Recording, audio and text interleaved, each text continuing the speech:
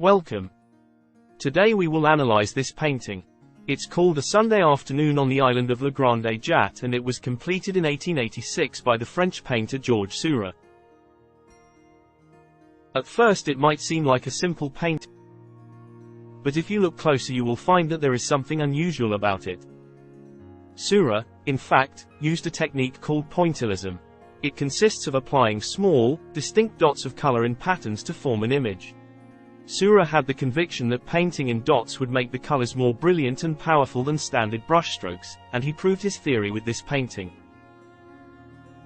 He sat in the park for hours, creating numerous sketches of the various figures in order to perfect their form. And then he started the painting, carefully adding every single dot of color we can see. It took him over 2 years to finish it. He was clearly a very patient man. Although he took his subject from modern life, Seurat sought to evoke the sense of timelessness associated with ancient art. He once wrote, "I want to make modern people, in their essential traits, move about as they do on those friezes, and place them on canvases organized by harmonies of color." In fact, he studied at the École des Beaux-Arts in Paris, where he would have experienced the more conservative and traditional approaches to art. Artists during that time created artworks that were realistic and perfectly executed, usually representing historical or biblical scenes, like this one. But this didn't leave any room for innovation or creativity. So, a group of artists began to exhibit independently, showing new landscapes and everyday scenes that digressed in many ways from the traditional art of the Academy. They were the Impressionists. The island of Grande Jatte in Paris was a rural retreat far from the urban center, where people of all classes would gather to enjoy the sunshine. Seurat embraced the subject matter of modern life preferred by the Impressionists, but the way he depicted it on canvas was very different from the techniques of his peers. With this painting he initiated the Neo Impressionist movement, which is based on the analysis of scientific optical principles of light and color to create strictly formalized compositions.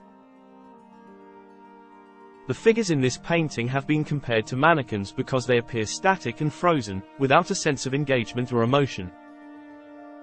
There are well over 30 people in this scene, and everyone is going about their own leisurely business. Many of them have been identified as known Parisian stereotypes. This fashionable couple is having a stroll, and the lady has a pet monkey on a leash, because why not?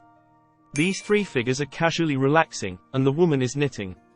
This woman is fishing, this man is playing the trumpet, and in the background there are 2 soldiers.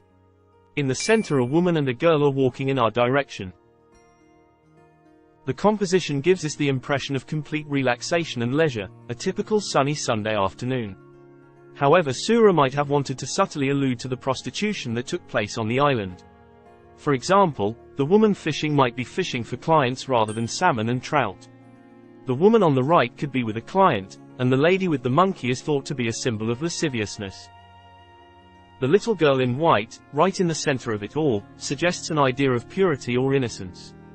She is possibly questioning the Parisian ideals and morals, and the class of people around her and their fate. The balance is carefully positioned and proportioned so that the entire work is intriguing to the human eye. The shift from a shaded foreground to a bright background creates a strong sense of depth. The center of the painting is a flurry of activity, which makes it appealing to look at. Yet, everything exists in a static state of things, and Seurat's decision to only depict people facing sideways or straight on makes the entire scene seem very rigid. This was actually a mirror impression of his own earlier painting, called Bathers at Asnières. Although George Seurat did not produce many paintings during his short lifetime, he certainly left an impact on the world of art, creating artworks that were not only aesthetically grand, but artistically astute. He was remembered as one of the first artists to innovate color theory and to apply it to his paintings, moving away from the Impressionist style that dominated the time.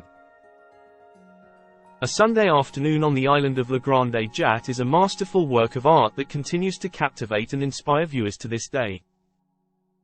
The pointillist technique and composition of the painting, as well as the interesting figures and social commentary it contains, make it a truly remarkable work that is well worth studying.